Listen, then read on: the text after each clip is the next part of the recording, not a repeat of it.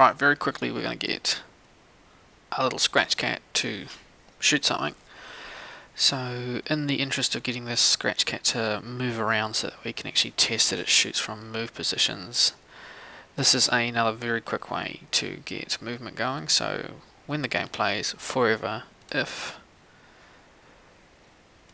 a key is pressed, so I'll just go with the arrow keys because they're easy. So right arrow key, motion, will say point in your particular direction, move forwards, and just for the sake of it we're going to say next costume, and then we'll duplicate that and then go left arrow key, make sure that's left, and same thing. So we should, if I hit play now, get some clean movement going. You can see the cat flips upside down. This here is because of the rotation style. So here where the eye is on the sprite, if you click here it gives you extra information. So this here will flip it from left to right. This will say that it won't have any rotation whatsoever, so you won't even see it flip. This one says, yeah, I'll allow you flip, and this one, but if I wanted the cat to rotate and aim upwards on an angle like that, this is the only one that allows it to have this rotation. So we want that there for this movement, and you can also rename it to cat or player. The good thing is when you do rename it, if you had referred to like if touching cat, anything else that had this the original name that you had before you changed it will update automatically as well, which is quite handy.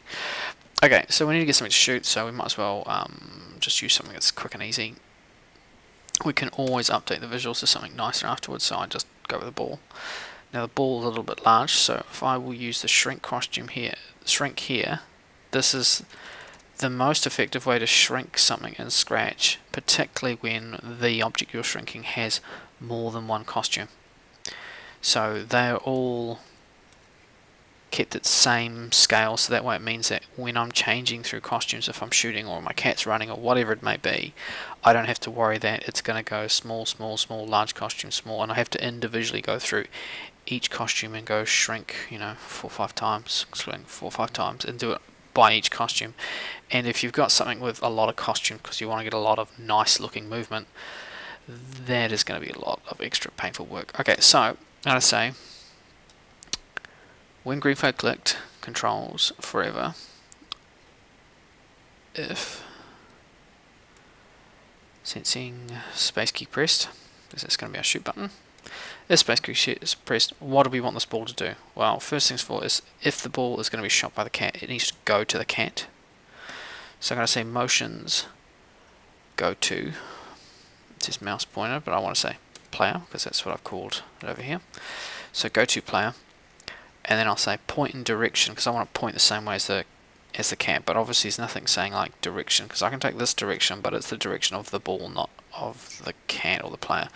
So what we do is we go under sensing, and there's this one here, it says X position of ball.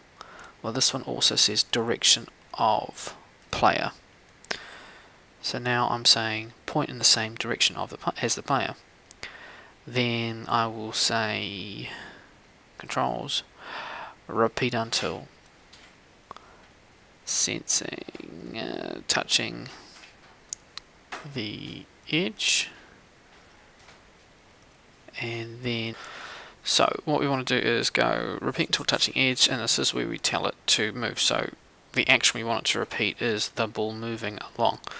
So move works well here. Doing this like change the X, which is your cross position. The problem with that, and you can do it, it's just it gets a lot fiddlier, is this whole pointing in the same direction as the cat. It's fine if the cat's aiming this way, and we always say, just make X a negative, but the cat's facing this way, we have to make it a positive, so then we have to make variables to track positions and stuff, and it does get complicated. So this one here is the easiest way to do it straight away. If we had an enemy, we would use an if touching enemy, or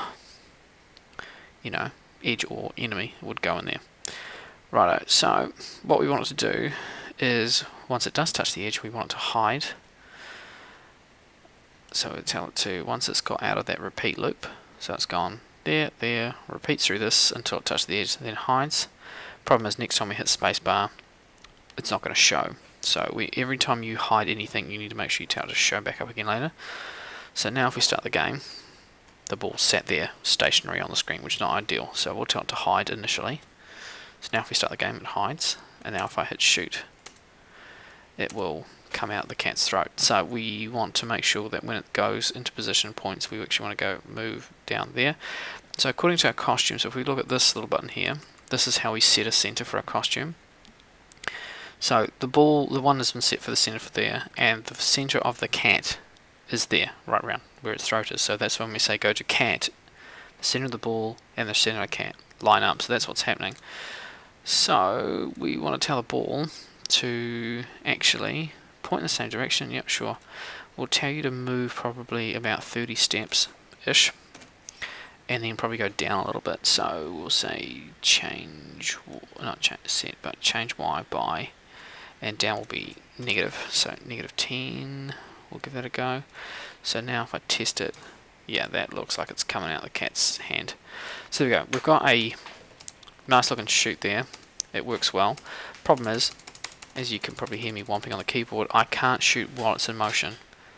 So it'll move across and I can keep hitting spacebar while it's mid-motion, but it says, oh, well, the ball's not going to shoot again until it touches an edge. It's not going to do anything else. So if we want to get a rapid fire going, this is where we would probably want to step it up into cloning rather than having to have 4 balls to then tell which one to go when. But we'll put that on pause there, and then we'll do the cloning in the next video.